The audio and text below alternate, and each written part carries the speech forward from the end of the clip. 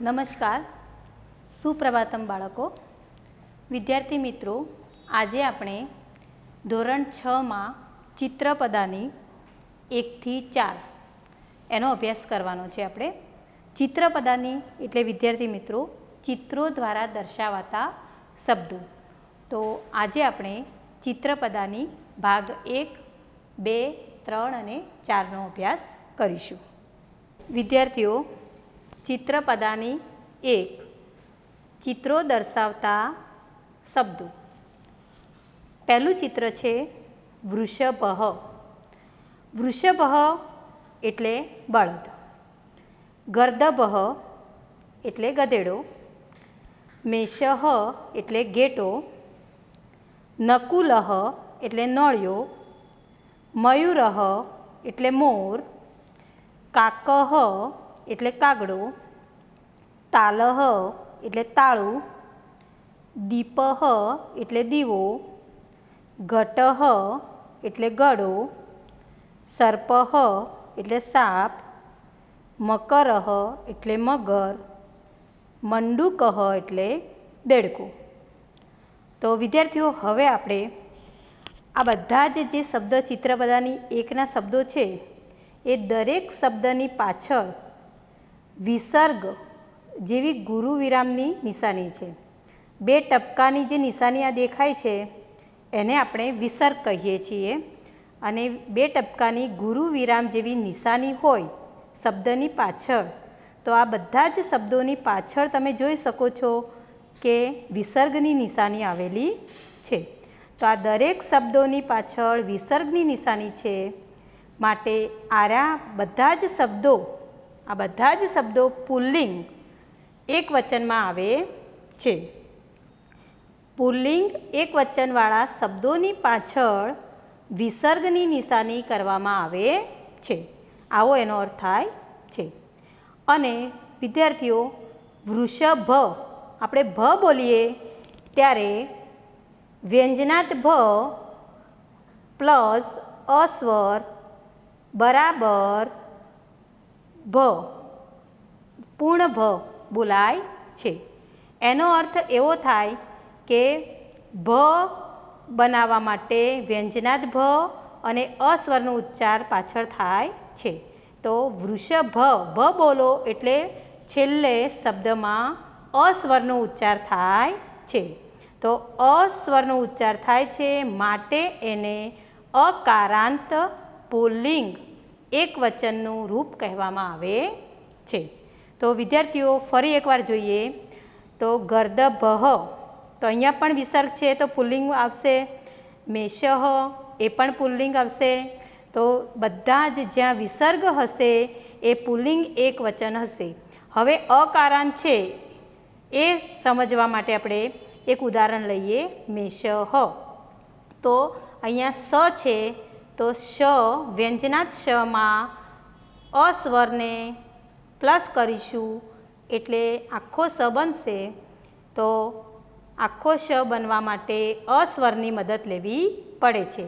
તો મેષઃ એ શબ્દ અકારાંત પુલ્લિંગ એકવચનનું રૂપ થયું કહેવાય. નકુલઃ, તો લ બોલશો તો પણ અસ્વરનો ઉચ્ચાર થશે. મયુરઃ, તો પણ અસ્વરનો ઉચ્ચાર થશે પાછળ. કાકઃ, તો પણ અસ્વરનો ઉચ્ચાર થશે. તો વિદ્યાર્થીઓ, તમને સમજણ પડી હશે કે ચિત્રપદાની 1માં આવેલા શબ્દો મહદ અંશે વિસર્ગવાળા અને અકારાંત પુલ્લિંગ એકવચનના છે. ઓકે, હવે આપણે જોઈએ ચિત્રપદાની 2. તો ચિત્રપદાની 2ની અંદર બાલિકા, તો બાલિકા એટલે છોકરી, એનો સમાનાર્થી શબ્દ બાલા પણ થાય. ઉત્પીઠિકા એટલે ટેબલ અથવા મેજ, લતા એટલે વેલ અને ગુજરાતીમાં લતા પણ કહેવાય. સ્થાલિકા એટલે થાળી, પુષ્પાધાની એટલે ફૂલદાની, સાટિકા એટલે સાડી, પેટિકા એટલે પેટી, ચટકા એટલે ચકલી, નદી એટલે નદી અથવા સરિતા, ચૂલ્લી એટલે ચૂલો, ઘટી એટલે ઘડિયાળ, એને સંસ્કૃતમાં ઘટિકા પણ કહેવાય છે. કુંચિકા એટલે ચાવી. અહીંયા વિદ્યાર્થીઓ નદી એના સમાનાર્થી સંસ્કૃતમાં જોઈએ આપણે સરિતા, આપગા અને નિમ્નગા. એવી જ રીતે વિદ્યાર્થીઓ હવે આપણે ચિત્રપદાની એકના સમાનાર્થી શબ્દો જોઈએ તો ગર્દભઃ. તો ગર્દભઃ એનો બીજો સંસ્કૃત સમાનાર્થી થાય રાશભઃ. એવી રીતે કાક, તો કાક એટલે કાગડો, કાગડાના અન્ય સંસ્કૃત સમાનાર્થી થાય વાયશઃ, પરભૃતઃ, બલિપુષ્ટા, કરટઃ અને બલિભૂક. એવી રીતે મયુર એનો સમાનાર્થી નીલકંઠ. તો મોરનો કંઠ જે ગળું છે, કંઠ એટલે ગળું, ગળું ભૂરા રંગનું છે, નીલ રંગનું છે, એટલા માટે મયુરનું નામ પડ્યું નીલકંઠ. અને બીજું એનું સમાનાર્થી છે કેકી. સર્પ, તો એનો સમાનાર્થી છે સંસ્કૃતમાં અહી અને ભુજંગ. ઘટ, ઘટ એટલે ગળું, ગળાના સમાનાર્થી સંસ્કૃતમાં છે કલશઃ, નિપઃ, કુંભઃ. વિદ્યાર્થીઓ હવે આપણે જોઈએ ચિત્રપદાની 2 એના સમાનાર્થી શબ્દો જોયા. હવે એમાં કયા લિંગમાં આવે છે, કેવી રીતે સ્ત્રીલિંગ બને છે એ આપણે સમજવાનું છે. તો વિદ્યાર્થીઓ બાલિકા, તો બાલિકામાં તમે કા બોલશો એટલે ક પ્લસ આ બરાબર કા બનશે. તો કા બાલિકામાં આ સ્વરનો ઉચ્ચાર થાય છે. એટલે કે બાલિકા શબ્દ આકારાંત, બાલિકા શબ્દ આકારાંત સ્ત્રીલિંગ છે. હવે વિદ્યાર્થીઓ આગળ ઉત્પીઠિકા. તો આ ઉત્પીઠિકામાં પણ કા એટલે આ સ્વરનો ઉચ્ચાર થાય છે, એટલે આકારાંત સ્ત્રીલિંગ થયો આ શબ્દ. લતા એમાં પણ આ સ્વરનો ઉચ્ચાર થાય છે, એટલે એ આકારાંત સ્ત્રીલિંગ કહેવાશે. સ્થાલિકા એ પણ આકારાંત સ્ત્રીલિંગ કહેવાશે. પુષ્પાધાની, હવે અહીંયા વિદ્યાર્થીઓ આકારાંતનો ઉલ્લેખ નથી થયો, પણ કયા સ્વરનો ઉલ્લેખ થયો છે એ જોવા માટે આપણે પુષ્પાધાની, તો ની આવશે. તો ની કેવી રીતે બનશે, તો ન પ્લસ ઈ, દીર્ઘ ઈ બરાબર ની. તો પુષ્પાધાનીમાં ની બોલતી વખતે ઈ સ્વર, દીર્ઘ ઈ સ્વરનો ઉચ્ચાર થાય છે, માટે પુષ્પાધાની એ ઈકારાંત સ્ત્રીલિંગ શબ્દ છે. આગળ સાટિકા, તો એ આકારાંત છે. પેટિકા, તો આકારાંત છે. ચટકા એ પણ આકારાંત છે. અને નદી, તો નદી દી બોલો એટલે ઈ સ્વરનો ઉચ્ચાર થાય છે, દીર્ઘ ઈ સ્વરનો ઉચ્ચાર થાય છે, માટે નદી શબ્દ એ ઈકારાંત સ્ત્રીલિંગ શબ્દ છે. ચુલ્લી એ પણ ઈકારાંત સ્ત્રીલિંગ શબ્દ છે. ઘટી એ પણ ઈકારાંત સ્ત્રીલિંગ શબ્દ છે. અને કુંચિકા, કા બોલો એટલે આ સ્વરનો ઉચ્ચાર થાય છે, એટલે આકારાંત સ્ત્રીલિંગ શબ્દ છે. તો વિદ્યાર્થીઓ ચિત્રપદાની 2ની અંદર લગભગ બધા જ શબ્દો આકારાંત અને ઈકારાંત એવા આવે છે. તો વિદ્યાર્થીઓ નિયમ બનશે કે આકારાંત સ્ત્રીલિંગ શબ્દો અને ઈકારાંત સ્ત્રીલિંગ શબ્દ, એટલે કે જે શબ્દોની પાછળ આકારાંત, જે શબ્દ આકારાંત હોય અને જે શબ્દ ઈકારાંત હોય તે હંમેશા સ્ત્રીલિંગમાં આવે છે. તો તમારે યાદ રાખવાનું કે કાનાવાળા શબ્દો અને દીર્ઘ ઈવાળા શબ્દો, એટલે કે આકારાંત અને ઈકારાંત શબ્દ એ સ્ત્રીલિંગ એકવચનના શબ્દો છે. હવે વિદ્યાર્થીઓ ચિત્રપદાની 1માં પ્રાણીઓ મહદ અંશે બધા ચિત્ર પ્રાણીઓના અને પંખીઓના છે અને વસ્તુઓના છે, તો એનું તમારે વર્ગીકરણ તમે કરી શકો. અને ચિત્રપદાનીમાં શેનું વર્ગીકરણ થશે, તો વિદ્યાર્થીઓ જુઓ આકારાંત શબ્દ છૂટા પાડો અને ઈકારાંત શબ્દ છૂટા પાડો, આવું વર્ગીકરણ તમે કરી શકો ઘરે. અને બીજું મહત્ત્વનું છે આકારાંત સ્ત્રીલિંગ એવા સજીવના નામ. તો 3 વસ્તુઓ ચિત્રપદાનીમાં 2ની અંદર સજીવ છે, એક તો બાલિકા, લતા અને ચટકા. તો આ 3 શબ્દો છે બાલિકા, લતા અને ચટકા એ આકારાંત સ્ત્રીલિંગ છે અને સજીવ પણ છે. તો આવી રીતે તમારે આકારાંત ઈકારાંત અલગ પાડવાના છે, પછી સજીવના નામ આકારાંત અલગ પાડવાના છે અને વસ્તુઓના નામ અલગ પાડવાના છે આકારાંત હોય એવા. તો વસ્તુઓમાં આકારાંત વસ્તુ છે તો ઉત્પીઠિકા છે, સ્થાલિકા છે, પછી પેટિકા છે, કુંચિકા છે હવે અને સાટિકા છે. અને ઈકારાંત વસ્તુઓ કઈ છે? તો પુષ્પાધાની છે, ઘટી છે અને ચુલ્લી છે. તો વિદ્યાર્થીઓ આ રીતે તમારે આકારાંત વસ્તુઓના નામ, ઈકારાંત વસ્તુઓના નામ, સજીવ ના આકારાંત નામ આવી રીતે ચિત્રપદાનીમાં વર્ગીકરણ કરવાનું રહેશે. તો ચિત્રપદાની 1 એમાં તમે શું શીખ્યા? તો ચિત્રપદાની 1માં આપણે શીખ્યા વિસર્ગવાળા શબ્દો કે જે શબ્દની પાછળ વિસર્ગ હશે એ શબ્દ અકારાંત પુલ્લિંગ એકવચનમાં આવશે. ચિત્રપદાની 2માં આપણે શું શીખ્યા? તો આકારાંત અને ઈકારાંતવાળા શબ્દો સ્ત્રીલિંગ એકવચનમાં આવશે. તો વિદ્યાર્થીઓ તમે સમજી લેજો, વિસર્ગવાળા શબ્દો પુલ્લિંગમાં આવશે અને આકારાંત હોય અને ઈકારાંત હોય એવા શબ્દો સ્ત્રીલિંગમાં હંમેશા આવે છે. વિદ્યાર્થીઓ ચિત્રપદાની 3 તો આપણે જોઈએ રત્નમ. તો રત્નમ એટલે રત્ન, છત્રમ એટલે છત્રી, પુષ્પમ એટલે ફૂલ, ઉરુકમ એટલે પેન્ટ, ધનમ એટલે ધન પૈસા, પુસ્તકમ એટલે ચોપડી, લસુનમ એટલે લસણ, સીવન યંત્રમ એટલે સીવવાનું મશીન, વિમાનમ એટલે વિમાન, લોકયાનમ એટલે બસ અને કૃષ્ણ ફલકમ એટલે કાળું પાટિયું, શકટમ એટલે બળદ ગાડું. તો વિદ્યાર્થીઓ હવે આપણે શબ્દાર્થ જોયા. હવે ચિત્રપદાની 3ના શબ્દો છે એ અકારાંત નપુંસકલિંગ શબ્દો છે. તો નપુંસકલિંગ શબ્દ છે એ આપણે કેવી રીતે ઓળખી શકીએ?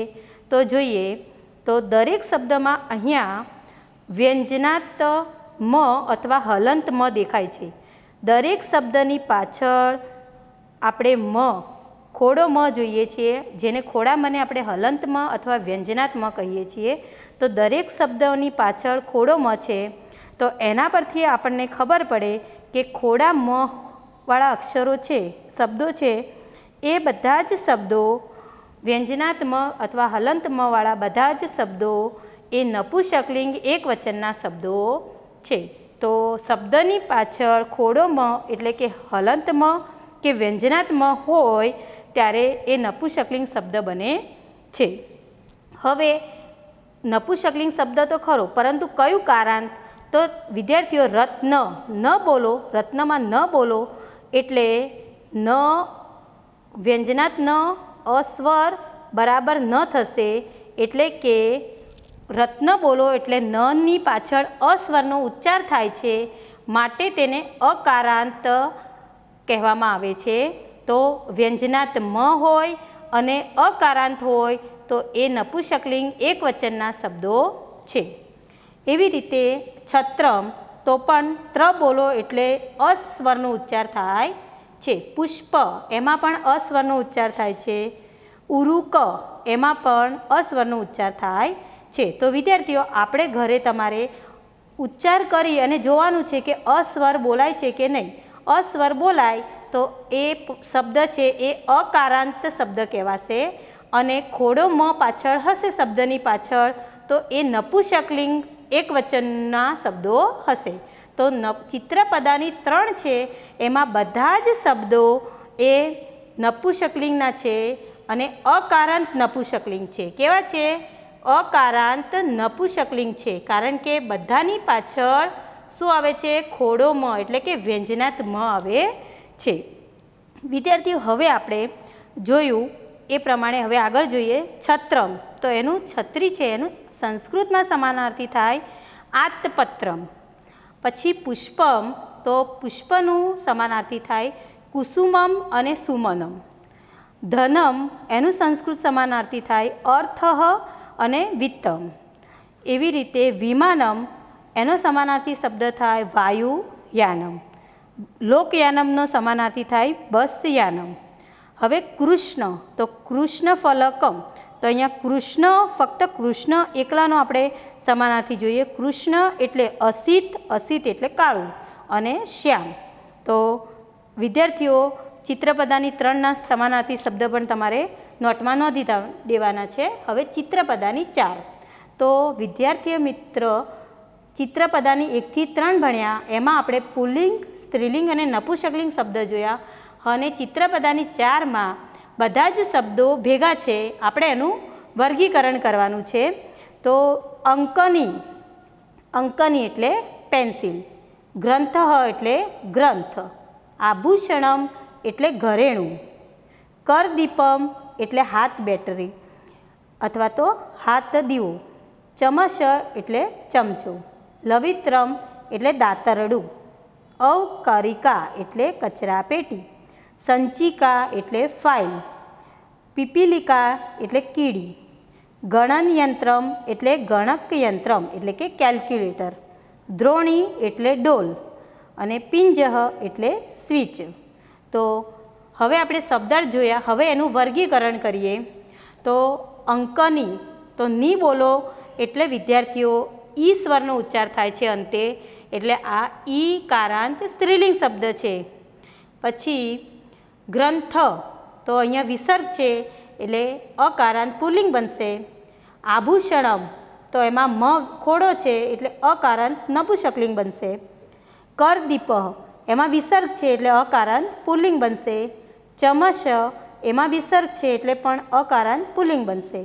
લવિત્રમ, એમાં ખોડો મ છે અંતે એટલે અકારાંત નપુંસકલિંગ બનશે. અવકરિકા, એમાં આ સ્વરનો ઉચ્ચાર થાય છે એટલે આકારાંત સ્ત્રીલિંગ છે. સંચિકા, એ પણ આકારાંત સ્ત્રીલિંગ છે. પીપીલિકા, એ પણ આકારાંત સ્ત્રીલિંગ છે. ગણનયંત્રમ, એમાં વ્યંજનાત મ છે, ખોડો મ છે એટલે અકારાંત નપુંસકલિંગ આવશે. દ્રોણી, તો અણી બોલો એટલે ઈ સ્વર, દીર્ઘ ઈ સ્વર આવે છે અંતે એટલે ઈ કારાંત સ્ત્રીલિંગ છે. અને પિંજહમાં વિસર્ગ છે એટલે અકારાંત નપુંસકલિંગ બનશે. તો વિદ્યાર્થીઓ તમારે ઈ કારાંત અને આકારાંત સ્ત્રીલિંગના શબ્દો, અકારાંત પુલ્લિંગ અને અકારાંત નપુંસકલિંગના શબ્દો અલગ પાડવાના છે. હવે આપણે અંકની, પછી અવકરિકા, આવી રીતે શબ્દો હોય તો આપણે એવું બોલવું હોય કે આ પેન્સિલ છે. તો સંસ્કૃતમાં એને કહેવાશે એશા કા. એશા કા, કા એટલે શું અને એશા એટલે આ શું છે? તો એશા અંકની, એવું તમે બોલશો. પછી સંસ્કૃતમાં બોલવું હોય કે આ ગ્રંથ છે, તો એને સંસ્કૃતમાં આપણે કેવી રીતે બોલીશું? તો આ માટે સંસ્કૃત શબ્દ છે એશ અને ક એટલે શું. તો આ શું છે? એશ ક. તો આ ગ્રંથ છે, તો એને સંસ્કૃતમાં બોલાશે એશ ગ્રંથ. હવે નપુંસકલિંગમાં આ શું છે?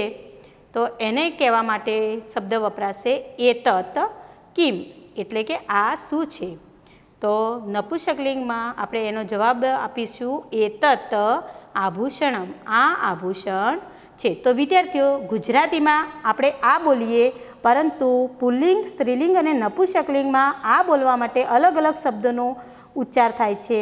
તો પુલ્લિંગ શબ્દ હોય તો એના આગળ, પુલ્લિંગ એકવચન શબ્દ હોય તો એના આગળ આપણે એશ વાપરીએ છીએ, એશ. પછી સ્ત્રીલિંગ હોય તો સ્ત્રીલિંગ એકવચનના આગળ આ બોલવું હોય તો એશા વાપરીએ છીએ. અને નપુંસકલિંગ શબ્દ હોય એકવચનમાં તો એના માટે આપણે એતત વાપરીએ છીએ. આ માટે તો ગુજરાતીમાં આ કહેવાશે, પરંતુ પુલ્લિંગમાં આ બોલવું હોય તો એશો વપરાય, સ્ત્રીલિંગમાં આ બોલવું હોય તો એશા વપરાય, અને નપુંસકલિંગમાં આ બોલવું હોય તો એતત વપરાશે.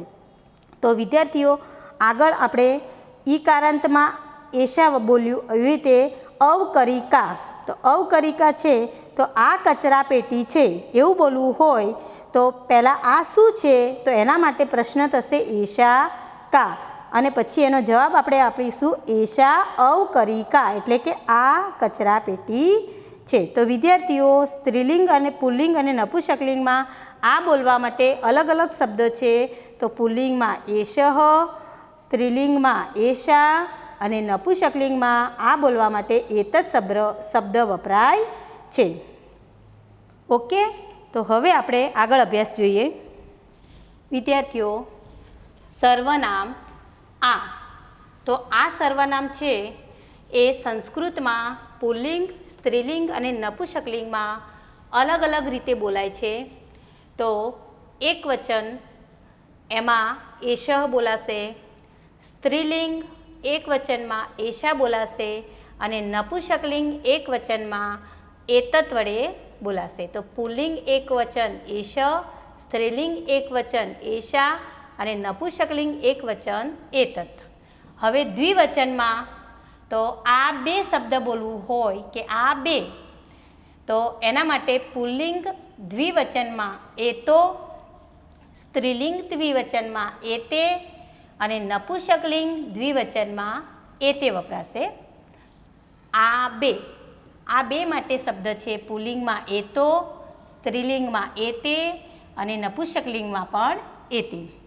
એવી રીતે પુલ્લિંગ બહુવચનમાં આ બધા, તો એના માટે પુલ્લિંગ બહુવચનમાં એતે એટલે કે આ બધા, સ્ત્રીલિંગ બહુવચનમાં એતાહા એટલે આ બધી અને નપુંસકલિંગ બહુવચનમાં એતાની એટલે આ બધા. અહીંયા ટપકું ઉપર અનુસ્વાર આવશે એ ધ્યાન રાખવાનું. તો આ બધા માટે એતે, આ બધી માટે એતાહા અને આ બધા માટે એતાની. તો એષઃ, એષા, એતત એમાં એનું બહુવચન ખાસ પરીક્ષામાં પૂછાય છે. એષઃનું બહુવચન એતે, એષાનું બહુવચન એતાહા અને એતતનું બહુવચન થશે એતાની.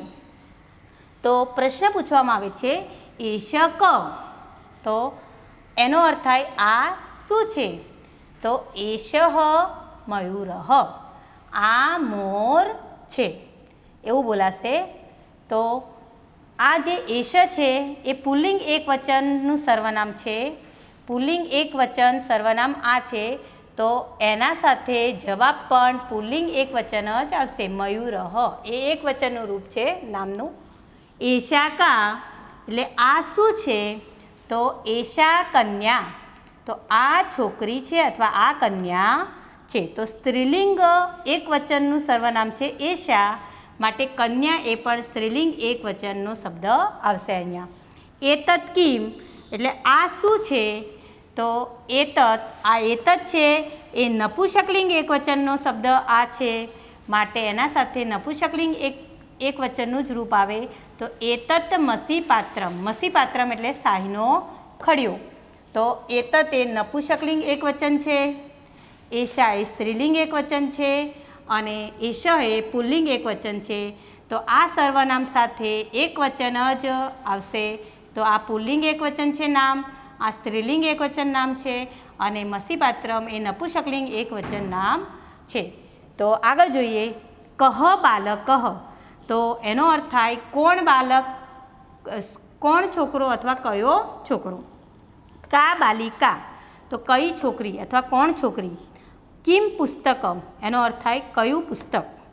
તો વિદ્યાર્થીઓ, કહ હોય અને ખાલી જગ્યામાં કહ આવે તો એના પછી ખાલી જગ્યા હોય તો વિસર્ગ પરથી આપણને ખબર પડે કે કહ છે એ પુલ્લિંગ માટે પ્રશ્ન, પુલ્લિંગ નામ માટે પ્રશ્ન પૂછવા માટે કહ વપરાયું છે. એટલે અહીંયા બાલક આવશે. અહીંયા કા છે એટલે કે આ કારણ છે, માટે આપણને ખબર પડે કે સ્ત્રીલિંગ નામ માટે કા વપરાયું છે. અને અહીંયા ખોડો મ છે, તો ખોડા મ પરથી આપણને ખબર પડે કે પુસ્તકમ, મ એની ઓળખ છે કે મ વ્યંજનાથ હોય તો એ નપુંસકલિંગ નામ કહેવાય. તો આ નપુંસકલિંગ નામ છે એટલે અહીંયા નપુંસકલિંગ માટે કિમ વપરાશે.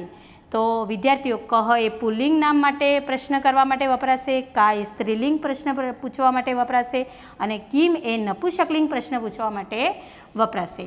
હવે આગળ આપણે જોઈએ એષઃ, એષા અને એતત એનો પ્રયોગ કેવી રીતે ઉદાહરણ દ્વારા જોઈએ. એનો પ્રયોગ એષઃ, એષઃ મયુરઃ એ એક વચન છે પુલ્લિંગનું. પછી એતો મયુરો, એતો મયુરો એટલે એશ મયુરો એટલે આ મોર છે, એતો મયુરો એટલે આ બે મોર છે, અને એતે મયુરાહા એટલે આ બધા મોર છે. તો આવી રીતે ગુજરાતી અને સંસ્કૃત જોવાનું છે. તો આ એક ઉદાહરણ પરથી આપણે આગળના ઉદાહરણ જોઈએ. એશહ તાલહ, આ તાળું છે. તો અહીંયા શું આવશે? એતો તાલો એટલે આ બે તાળા છે, અને એતે તાલાહા એટલે આ બધા તાળા છે. એશહ ગ્રંથ, આ ગ્રંથ છે. તો અહીંયા આવશે એતો ગ્રંથો એટલે આ બે ગ્રંથ છે, અને એતે ગ્રંથાહા એટલે આ બધા ગ્રંથો છે. એશહ પિંજહ એટલે આ સ્વિચ છે. તો એતે પિંજોહો એટલે આ બે સ્વિચ છે, અને એતે પિંજાહા એનો અર્થ થશે આ બધી સ્વિચો છે. હવે એશહ કર્ણઃ, તો આ કાન છે. તો અહીંયા આવશે એતો કર્ણો અને એતો દંતો. અહીંયા બોક્સ કર્યું છે વિદ્યાર્થીઓ, કારણ કે હસતી હસતી જે કવિતા તમારી છે એમાં કર્ણો, સુરપાકારો કર્ણો અને ધવલો દીર્ઘો દંતો શબ્દ આવે છે, અને સ્તંભ સમાના પાદા એવો શબ્દ આવે છે. એટલા માટે મેં અહીંયા બોક્સ કર્યું છે કે આ શબ્દો દ્વિવચનના શબ્દો પાઠમાં ફક્ત હસતી હસ્તીમાં આવે છે, અને આ છે એ બહુવચનનું રૂપ એ હસતી હસ્તીમાં આવે છે. બાકી તમારે ફક્ત એક વચનના રૂપો જ લગભગ અભ્યાસક્રમમાં આવે છે, એટલે એક વચન ઉપર તમારે વધારે ધ્યાન આપવાનું છે. તો એશહ કર્ણ એટલે આ કાન છે, એતો કર્ણો આ બે કાન છે, અને એતે કર્ણાહ એટલે આ બધા કાન છે. એશહ દંત આ દાંત છે, એતો દંતોહો આ બે દાંત છે, એતે દંતાહા આ બધા દાંત છે. એશહ પાદહ આ પગ છે, હાથીના પગની વાત ઉલ્લેખ કરી છે કવિતામાં. એતો પાદો એટલે આ બે પગ છે, અને એતે પાદાહા એટલે આ બધા પગ છે. તો વિદ્યાર્થીઓ એશહ મયુરઃ, એશહ તાલહ, એશહ ગ્રંથ. તો આ શબ્દો પરથી તમે શું શીખ્યા કે વિસર્ગવાળા શબ્દો હોય એ પુલ્લિંગમાં આવે તો બધાને જ વિસર્ગ છે. તો આ વિસર્ગવાળા શબ્દો હોય અને એક વચન હોય તો એ પુલ્લિંગમાં આવે છે, અને એના આગળ એશ એ સર્વનામ આવે છે. એવી રીતે અહીંયા જુઓ મયુરો, તાલો, ગ્રંથો. તો આ બધા જે શબ્દો છે એમાં કાનો અને ડબલ માત્રા છે. તો આવા શબ્દો છે એ દ્વિવચનના શબ્દો છે, અને એના આગળ એતો આવશે. અને મયુરાહા, તો અહીંયા વિદ્યાર્થીઓ તમારે ખાસ ધ્યાન રાખવાનું છે કે અહીંયા વિસર્ગ છે તો એ પુલ્લિંગ તો છે, પરંતુ આ શબ્દો પુલ્લિંગ છે પરંતુ બહુવચનના છે. કયા છે? બહુવચનના છે. તો કેવી રીતે? તો અહીંયા ધ્યાન આપજો. મયુરહ, તો અહીંયા ર પછી કાનો કરવામાં આવ્યો છે બહુવચનમાં, અને અહીંયા એક વચનમાં કાનો નથી. તો એના પરથી તમે ઓળખ કરી શકો કે મયુરાહા, તો મયુર શબ્દને કાનો લગાડી અને પછી વિસર્ગ મૂક્યો છે, માટે એ મયુરહ એનું બહુવચન મયુરાહા થશે. તો એતે મયુરાહા આ બધા મોર છે.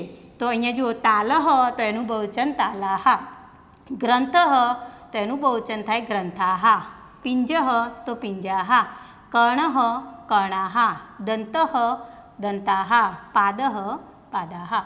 તો વિદ્યાર્થીઓ બહુવચન પુલ્લિંગમાં બહુવચન કરવું હોય તો શબ્દની પાછળ કાનો કરી પછી જ વિસર્ગ લગાડવાનો છે. એ પુલ્લિંગ બહુવચન બનાવવાનું રીત છે. હવે આપણે સ્ત્રીલિંગ શબ્દો જોઈએ. એશા કન્યા એટલે આ છોકરી છે, એતે કન્યે એટલે આ બે છોકરીઓ આ બે છોકરી છે, અને એતાહા કન્યાહા આ બધી છોકરીઓ છે. તો વિદ્યાર્થીઓ અહીંયા ધ્યાન આપજો. એશા તો દરેક શબ્દમાં સાટિકા તો એના આગળ આવશે એશા સાટિકા, એશા સંચિકા, એશા બાલિકા, એશા ચટકા, એશા લતા. તો દરેક શબ્દ જે આ કારાંત હોય અથવા ઈ કારાંત હોય તો એના આગળ આ સર્વનામ એશા લગાડવામાં આવે છે. એતે, તો એતે એ આ બે માટે વપરાય છે. તો કન્યે, કન્યા હોય તો એનું દ્વિવચન કન્યે, સાટિકા તો એનું દ્વિવચન સાટિકે, સંચિકા તો એનું દ્વિવચન સંચિકે, બાલિકા તો એનું દ્વિવચન થશે બાલિકે, ચટકા તો ચટકે, લતા તો લતે. તો એના આગળ આ બે કન્યા છે, આ બે સાડી છે, આ બે ફાઇલ છે, આ બે છોકરીઓ છે, બે છોકરી છે, આ બે ચકલી છે, આ બે લતા છે, વેલ છે. તો એના માટે એ તે સર્વનામ વપરાશે દ્વિવચનમાં. દ્વિવચન ખાસ ઓછું પૂછાય છે, તમારે એક વચન ઉપર વધારે મહત્ત્વનું આપવાનું છે. એતાહા કન્યાહા, આ બધી છોકરીઓ છે. તો અહીંયા કન્યા એનું બહુવચન થશે કન્યાહા. તો આ કારાંત શબ્દ છે એના પાછળ વિસર્ગ લગાડવાથી અહીં બહુવચનનો શબ્દ બને છે. સ્ત્રીલિંગમાં બહુવચન બનાવવા માટે વિસર્ગ લગાડવાનો હોય છે. તો કન્યાની પાછળ વિસર્ગ લગાડશો તો કન્યાહા, સાટિકા તો સાટિકાહા, સંચિકા તો સંચિકાહા, બાલિકા તો બાલિકાહા, ચટકા તો ચટકાહા, લતા તો લતાહા. મહિલા, એશા મહિલા, તો એનું બહુવચન થશે એતાહા મહિલાહા. તો મહિલાનું બહુવચન થયું મહિલાહા. તો આ મહિલા છે, આ સ્ત્રી છે, આ બે સ્ત્રી છે અને આ બધી સ્ત્રીઓ છે, એવું એનું ગુજરાતી થશે. તો વિદ્યાર્થીઓ હવે તમે જુઓ, પુલ્લિંગ છે, પુલ્લિંગમાં પણ મયુરાહા કાનાવાળા શબ્દો છે અને વિસર્ગવાળા શબ્દો છે, અને સ્ત્રીલિંગમાં પણ કાનાવાળા શબ્દો છે અને પાછળ વિસર્ગ છે. તો આપણે ઓળખીએ કે તો એનો મૂળ શબ્દ આપણે ઓળખવાનો છે કે મયુરા નામ નથી. નામ શું છે? મૂળ નામ એક વચનનું નામ મયુર છે. તો આપણે આવા શબ્દોને ધ્યાનમાં રાખી અને અભ્યાસ કરવાનો છે. હવે નપુંસકલિંગમાં એતત નેત્રમ એટલે આ નેત્ર એટલે આંખો, આ આંખો, આ આંખ છે. એતે નેત્ર એટલે આ બે આંખ છે. એતાની નેત્રાણી, આ બધી આંખો છે. તો અહીંયા જુઓ, એતત નેત્રમ તો મ વાળા શબ્દો છે, વ્યંજનાત મ વાળા શબ્દો છે એટલે નપુંસકલિંગમાં આવશે. નપુંસકલિંગમાં હોય તો એના આગળ એતત સર્વનામ આવશે. તો એતત નેત્રમ આ આંખ છે. તો એતત નેત્રમ, એતત ધનમ, એતત પુષ્પમ, એતત પુસ્તકમ, એતત વિમાનમ, એતત ફલમ અને એતત ચિત્રમ આવશે. તો આ આંખ છે, આ ધન છે, આ ફૂલ છે, આ પુસ્તક છે, આ વિમાન છે, આ ફળ છે, આ ચિત્ર છે, એવો એનો અર્થ થશે. એતે નેત્રે તો આ બે આંખ છે. પછી આ એતે ધને, એતે પુષ્પે, એતે પુસ્તકે, એતે વિમાને, એતે ફલેન, એતે ચિત્રે. તો આ બે એનો દરેક વસ્તુની આગળ આ બે એવો શબ્દ આવશે ગુજરાતીમાં. એતાની નેત્રાણી તો આ બધી આંખો છે. તો એતાની ધનાની, એતાની પુષ્પાણી, એતાની પુસ્તકાની, એતાની વિમાનાની, એતાની ફલાની, એતાની ચિત્રાણી. તો વિદ્યાર્થીઓ નપુંસકલિંગમાં બહુવચન બનાવવા માટે પાછળ અણી અથવા ની મૂકવામાં આવે છે. તો વિદ્યાર્થીઓ કઈ જગ્યાએ અણીનો ઉલ્લેખ થાય અને કઈ જગ્યાએ નીનો ઉલ્લેખ થાય એ તમારે જોવાનું છે. કે જે શબ્દમાં ર, ધ્યાન રાખજો, જે શબ્દમાં ર, શ, ર અને શ અથવા રૂ એવો ઉલ્લેખ આવતો હોય, એવા અક્ષરો આવતા હોય, એ શબ્દમાં નનો અણ થાય છે. નનો શું થાય છે? અણ કરવામાં આવે છે. તો વિદ્યાર્થીઓ જો અહીંયા નેત્ર બોલો એટલે રનો ઉલ્લેખ થાય છે, રનો ઉચ્ચાર થાય છે આપણે, એટલે અહીંયા નેત્રાણી થશે, નેત્રાની નહીં થાય. નીની જગ્યાએ શું આવશે? નની જગ્યાએ અણ અહીંયા કરવામાં આવશે. એવી રીતે પુષ્પમ શબ્દ છે તો એમાં સ છે, આ ષટકોણનો સ છે, માટે પુષ્પમમાં નનો અણ અહીંયા થયો છે, એનો બહુવચનમાં પુષ્પાણી. હવે જુઓ, બીજી કોઈ જગ્યાએ આપણે જોઈએ તો બીજે બધે ન છે. હવે ચિત્રમ શબ્દ છે એમાં ત્ર છે, ત્ર બોલો એટલે ર બોલાય છે, માટે અહીંયા ચિત્રાણી થાય છે. તો તમારે યાદ રાખવાનું છે, ર, શ અને રૂ એવા શબ્દો હોય ને, અક્ષરો અંદર આવતા હોય શબ્દમાં, તો એમાં નનો અણ થશે. જ્યાં ન મૂકવાનું હોય ત્યાં બહુવચનમાં અણ થશે. આવું યાદ રાખજો તમે.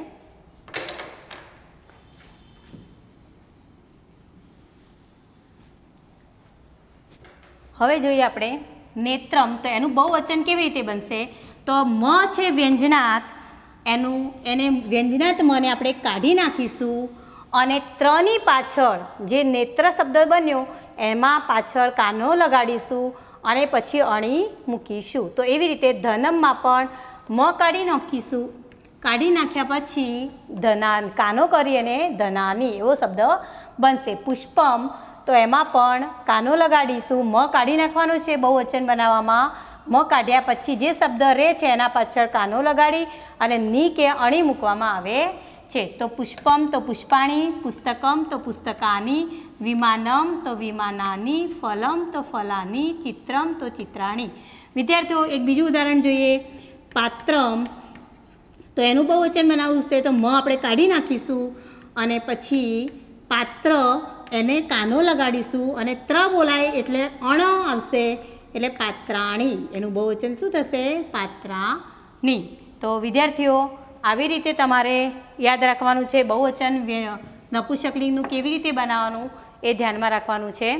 તો નપુંસકલિંગના બહુવચનમાં એતાની સર્વનામ આવશે આ બધી. હવે આપણે વિદ્યાર્થીઓ હવે આપું એશ, એશા અને એતત પરથી આપણે સંસ્કૃતમાં ભાષાંતર એ કેવી રીતે આપણે કરીશું એ ધ્યાનમાં રાખીએ. તો પહેલાં આ સાપ છે તો સાપને સંસ્કૃતમાં શું કહેવાશે? તો આપણે જોયું સાપને શું કહેવાશે? સર્પ કહેવાશે. તો સર્પ. તો આ સર્પ શબ્દ છે એ વિસર્ગવાળો છે. તો વિસર્ગ છે એટલે પુલ્લિંગ કહેવાશે. તો પુલ્લિંગ કહેવાશે અને એક વચન છે. સર્પ એ શું છે? એક વચન છે. અહીંયા જો મયુર એક વચન છે તો એના આગળ એશ લગાડ્યું છે. શું લગાડ્યું છે? એશ. તો અહીંયા પણ આ માટે એશ વપરાશે. શું વપરાશે? એશ. એશ સર્પ. હવે શાહીનો ખડિયો. તો શાહીનો ખડિયા માટે વિદ્યાર્થીઓ શબ્દ છે મસી પાત્રમ. તો મસી પાત્રમ એવું લખશો તમે. પહેલાં આપણે નામ લખી દેવાનું મસી પાત્રમ. હવે મસી પાત્રમ લખ્યા પછી આ વ્યંજનાત મ છે. તો વ્યંજનાત મ હોય એટલે નપુંસકલિંગ હોય અને નપુંસકલિંગ એક વચન છે એટલે એના આગળ આ મૂકવું હોય. નપુંસકલિંગમાં આ સર્વનામ માટે કયો શબ્દ છે? એતત છે. કયો છે? એતત. તો આપણે અહીંયા મૂકીશું એતત મસી પાત્રમ. હવે આ થાળી છે તો થાળીને સંસ્કૃતમાં શું કહેવાશે? સ્થાલિકા. સ્થાલિકા. તો સ્થાલિકા લખીશ પછી આપણે લખવાનું આ કારાંત સ્ત્રીલિંગ છે અને એક વચન છે આર્યું. તો એક વચન માટે કયો શબ્દ છે સ્ત્રીલિંગમાં? તો એશા છે. કયો છે? એશા. તો આપણે અહીંયા શું મૂકીશું? એશા સર્વનામ મૂકીશું આ માટે. આ થાળી છે એટલે એશા સ્થાલિકા. હવે આ ઘરેણું છે તો ઘરેણાને શું કહેવાશે? આભૂષણમ. આભૂષણમ. આભૂષણમ. તો અહીંયા નપુંસકલિંગ છે તો નપુંસકલિંગના આગળ આપણે જોયું આગળ મસી પાત્રમાં એતત આવે તો અહીંયા પણ શું આવશે? નપુંસકલિંગમાં એતત આવશે. આ સ્વિચ છે તો સ્વિચને કહેવાય પિંજર. તો પુલ્લિંગ શબ્દ છે તો પુલ્લિંગ શબ્દ હોય તો એના આગળ આપણે સર્પમાં એશ આવ્યું હતું તો અહીંયા એશ પિંજહ. તો વિદ્યાર્થીઓ આવી રીતે તમારે પહેલાં નામ લખી દેવાનું પછી પુલ્લિંગ, સ્ત્રીલિંગ, નપુંસકલિંગ ઓળખી અને પછી એના આગળ એશ, એશા અને એતત મૂકી આવી રીતે ઘરે તમારે અભ્યાસ કરવાનો છે. તેઓ પરીક્ષામાં આ રીતના પૂછાય છે. નીચેના નામોમાંથી અકારાંત પુલ્લિંગ નામ શોધીને લખો. તો આપણે જોયું કે અકારાંત પુલ્લિંગ. તો આમાંથી કયો શબ્દ છે? તો આપણને એટલી ખબર પડી કે પુલ્લિંગ શબ્દ હોય તો એના પાછળ વિસર્ગ હોય. તો અહીંયા વિસર્ગવાળો શબ્દ આ છે, બાકીનો અલગ શબ્દ છે. તો વિસર્ગવાળો શબ્દ છે તો ગ્રંથ એ અકારાંત પુલ્લિંગ શબ્દ છે. આ કારાંત સ્ત્રીલિંગ શબ્દ, સ્ત્રીલિંગ નામ. તો આ કારાંત છે તો અહીંયા જુઓ ઈ કારાંત બોલાય છે. દ્રોણી તો ઈ બોલાય. બાલિકા તો બાલિકામાં આ બોલાય છે. અહીંયા પુષ્પાધાની તો ઈ કારાંત બોલાય ને નદીમાં પણ ઈ કારાંત બોલાય. તો અહીંયા આ કારાંત શોધવાનો છે તો બાલિકા આવશે જવાબ એનો. ઈ કારાંત સ્ત્રીલિંગ નામ તો એમાં ઈ કારાંત છે તો ઘટી. અહીંયા ઘટીમાં જુઓ ઈ કારાંત છે, દીર્ઘ ઈ છે, ચટકા, કન્યા ને અવકરિકા એ આ કારાંત છે. તો ઈ કારાંત કયો નામ છે? તો ઘટી છે. અકારાંત નપુંસકલિંગ. તો નપુંસકલિંગ નામ હોય વિદ્યાર્થીઓ તો ખોડો મ આવશે. તો અહીંયા જુઓ ખોડામાંવાળું એક જ શબ્દ છે અંગમ. તો અંગમમાં મ ખોડો છે એટલે અકારાંત નપુંસકલિંગ નામ થયું. હવે અહીંયા આપણે ખાલી જગ્યા જોઈએ. તો ખાલી જગ્યા પૂરો એમાં એશહ ખાલી જગ્યા. તો આ છે એ પુલ્લિંગ એક વચન છે. તો આના સાથે આપણે પુલ્લિંગ એક વચન નામ જોવાનું છે. તો પહેલાં તો પુલ્લિંગ શબ્દ કયા કયા છે? તો વિસર્ગવાળા શબ્દ હોય પુલ્લિંગ. પરંતુ વિદ્યાર્થીઓ જુઓ શિક્ષક છે એમાં વિસર્ગના આગળ કાનો નથી, પરંતુ શુકાના પાછળ આગળ વિસર્ગના આગળ કાનો છે. તો કાનો હોય તો એ પુલ્લિંગ બહુવચન થઈ જાય. તો આ પુલ્લિંગ એક વચન છે તો એના સાથે આવશે શિક્ષક. હવે ખાલી જગ્યા બાલિકા. તો ખાલી જગ્યા બાલિકા, તો એમાં આ બાલિકા છે એ સ્ત્રીલિંગ એક વચન છે. તો એના માટે સર્વનામ પણ સ્ત્રીલિંગ એક વચન આવે. તો અહીંયા જુઓ એતાહા, એશા અને એતત. તો એતત તો ખોડા અક્ષરવાળું છે, નપુંસકલિંગમાં છે. એશા આવે, બાલિકા કાનો છે, અહીંયા પણ એશામાં પણ કાનો છે. તો આવું યાદ રાખશો તો પણ તમને ઝડપથી યાદ રહેશે. એશા બાલિકા. હવે એતાહા બાલિકા, બાલિકા ના આવે. કેમ ના આવે? તો એતાહા છે એ એશાનું બહુવચન છે. તો આ બહુવચન છે, પરંતુ અહીંયા બાલિકા છે એક વચન છે માટે એશા આવે. જો બાલિકાહા હોય, વિસર્ગ પાછળ બાલિકાના પાછળ વિસર્ગ હશે તો જ એતાહા આવશે. એવું યાદ રાખવાનું આપણે. હવે ત્રીજી ખાલી જગ્યા છે ખાલી જગ્યા પુસ્તકમ. તો આ પુસ્તકમ શબ્દ છે નપુંસકલિંગ એક વચન છે. તો એમાં નપુંસકલિંગ એક વચનનું સર્વનામ. તો અહીંયા નપુંસકલિંગ વ્યંજનાત્મક, અહીંયા એતત યાદ રાખવાનું. આ એક વચન છે અને એતત પણ એક વચનનું સર્વનામ છે નપુંસકલિંગનું. તો એશ એ પુલ્લિંગમાં આવે ને એતાની એ નપુંસકલિંગનું બહુવચન છે, એવું યાદ રાખવાનું. ખાલી જગ્યા ગજહ. તો ખાલી જગ્યા ગજ. ગજ એટલે હાથી. અહીંયા વિસર્ગ છે તો અહીંયા વિસર્ગ હોય તો આગળ સર્વનામ પુલ્લિંગ, આ પુલ્લિંગ નામ છે અને એક વચન છે. તો અહીંયા પુલ્લિંગ એક વચનનું સર્વનામ કયું છે? તો વિસર્ગવાળું શબ્દ જ તમારે શોધવાનો ખાસ પહેલાં. તો એશ આવશે. એશા ખાલી જગ્યા. તો એશા ખાલી જગ્યા એટલે એશા છે એ સ્ત્રીલિંગ સર્વનામ છે, એટલે કે તો એના માટે સ્ત્રીલિંગ સર્વનામ જોવાનું એક વચનનું. તો જો અહીંયા વિસર્ગ છે, અહીંયા ખોડો મ છે તો ઉત્પીઠિકા એનો જવાબ આવશે. તો એશા ઉત્પીઠિકા આવશે. એતત ખાલી જગ્યા. તો અહીંયા જુઓ એતત છે નપુંસકલિંગ એક વચન છે. તો અહીંયા નપુંસકલિંગ એક વચન જોવાનું છે. તો અહીંયા વિસર્ગવાળો શબ્દ પુલ્લિંગ છે, આકારાંત છે, સ્ત્રીલિંગ છે. તો આપણે વિમાનમ જોવાનું. તો ફક્ત એટલું યાદ રાખવાનું, જો યાદ ના રહે તો એશા હોય તો એશાના સામે એશામાં કાનો છે ને એ રીતના અહીંયા જવાબમાં પણ લગભગ કાનો જ આવે. એવી રીતે ખોડો ત છે, એતતમાં ખોડો ત લખીએ તો અહીંયા વિમાનમમાં પણ જો ખોડો મ છે અને એશામાં વિસર્ગ છે તો એના જવાબમાં પણ લગભગ વિસર્ગ જ મોટે ભાગે હોય. તો એશા અને એતતની ખાલી જગ્યા આ રીતના પરીક્ષામાં પૂછાય છે. હવે આગળ નીચે આપેલા શબ્દોના લિંગ ઓળખાવો, આવો તમારે નિર્દેશિકામાં પ્રશ્ન છે. તો નકુલહ. તો વિદ્યાર્થીઓ આટલો અભ્યાસ કર્યો. હવે આપણે શબ્દની ઓળખ થઈ ગઈ કે વિસર્ગવાળો શબ્દ છે તો વિસર્ગ હોય એ શેમાં આવશે? તો અકારાંત પુલ્લિંગમાં આવશે.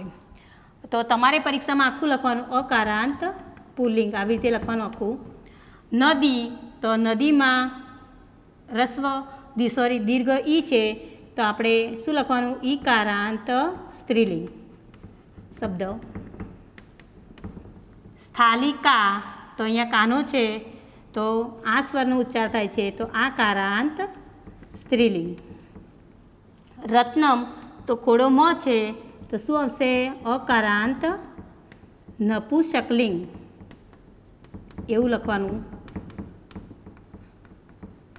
તો વિદ્યાર્થીઓ આવી રીતે વિસર્ગવાળા શબ્દો તો અકારાંત પુલ્લિંગ, દીર્ઘ ઈ હોય પાછળ તો ઈકારાંત સ્ત્રીલિંગ, કાનો હોય તો આકારાંત સ્ત્રીલિંગ અને ખોડો મ હોય તો અકારાંત નપુંસકલિંગ શબ્દો બને છે. તો લિંગ આપણે અહીંયા ઓળખાયા.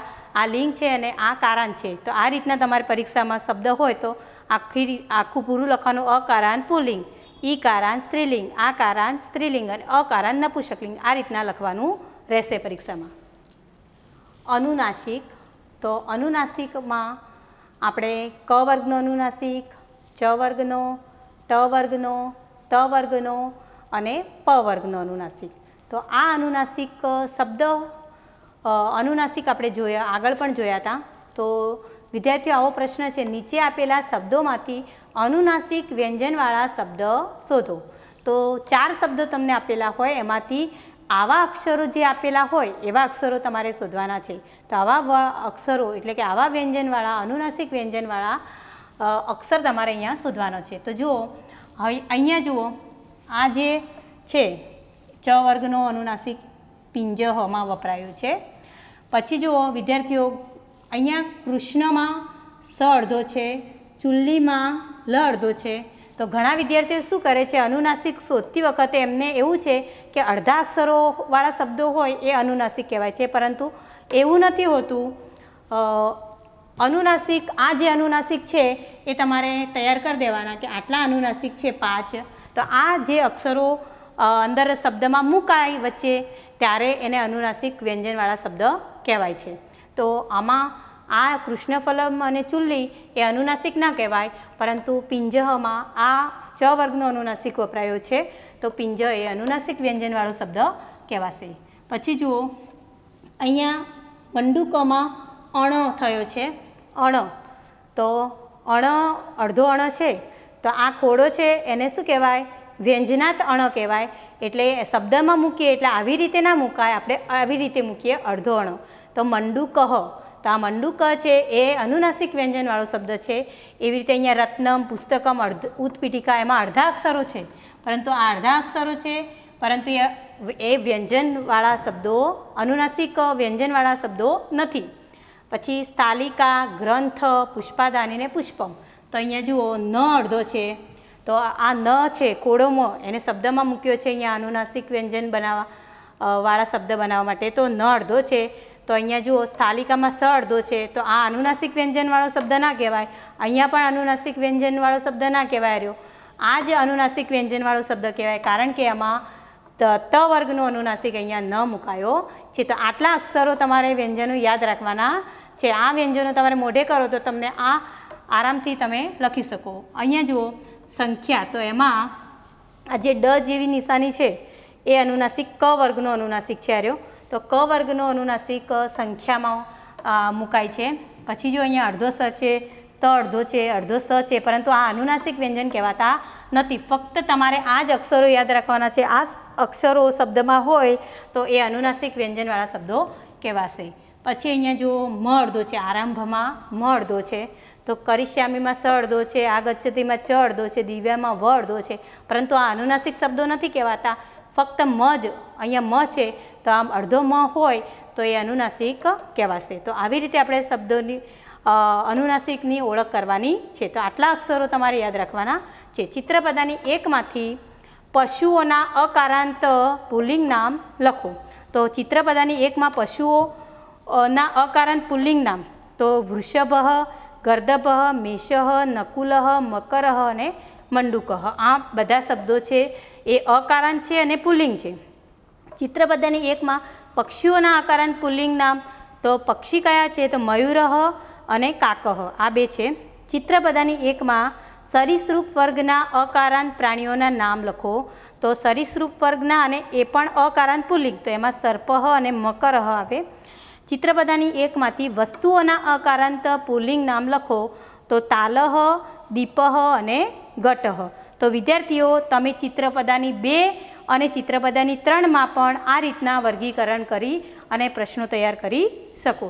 તો જયતુ સંસ્કૃતમ ભવતુ ભારતમ.